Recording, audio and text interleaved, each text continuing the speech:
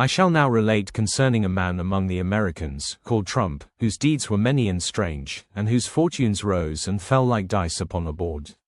This Trump was born into wealth, yet was never satisfied. He built towers and stamped his name upon them in gold, so that all might know whose monument it was.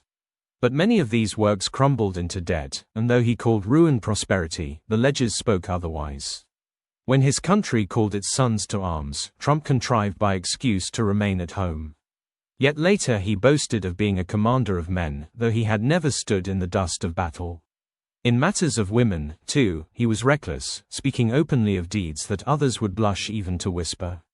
Shamelessness he called boldness, and vulgarity he wore as a crown. Now there were in his time many scandals, both of wealth and of flesh, yet none diminished his followers' devotion. For men often love not those who are virtuous, but those who are bold in sinning. And when disgrace or bankruptcy struck him, he rose again declaring defeat to be victory. Thus he made of falsehood a craft, and of boastfulness a shield against shame.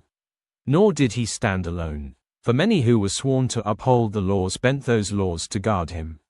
They bowed not to justice, but to one man's wrath, and by their silence proved that a tyrant never rises alone, but always upon the shoulders of those who carry his train. So let this stand as a lesson, that leaders who build the glory upon lies shall be remembered not for greatness, but for scandal, and those who enable them not as patriots, but as accomplices.